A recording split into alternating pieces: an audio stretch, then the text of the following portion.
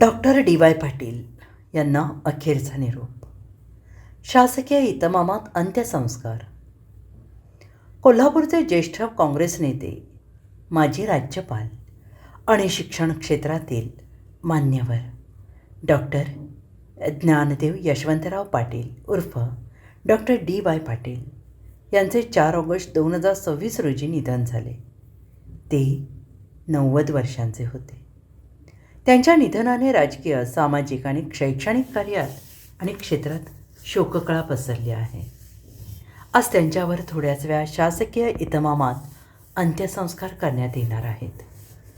गेल्या काही महिन्यांपासून डॉक्टर पाटील यांची प्रकृती ठीक नसल्याची माहिती समोर आली होती. त्यांच्या निधनानंतर विविध क्षेत्रातील मान्यवरांकडून दुःख व्यक्त केले जात आहे.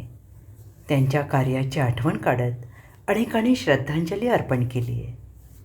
त्यांच्या अंत्यसंस्कारासाठी समर्थक, कार्यकर्ते, विविध क्षेत्रातील नागरिक उपस्थित राहणार आहेत. Doctor DY. पाटील यांनी राजकीय कारकिर्दीत राज्य सरकारमध्ये मंत्री म्हणूनही जबाबदारी पार पाडली. राजकारणाबरोबरच त्यांनी सामाजिक, शैक्षणिक क्षेत्रात उल्लेखनीय काम केलं.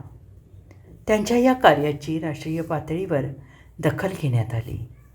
समाज, शिक्षण क्षेत्र या क्षेत्रातील योगदानासाठी भारत सरकारने त्यांना पद्मश्री या नागरी पुरस्काराने गौरवले होते. त्यांच्या निधनामुळे महाराष्ट्राने एक ज्येष्ठ राजकीय, सामाजिक, शैक्षणिक व्यक्तिमत्व गमावले आहे. त्यांच्या कार्याचा ठसा महाराष्ट्राच्या सार्वजनिक जीवनात कायम स्मरणात राहणार आहे. Bureau report, SBN Marathi, Kolhapur.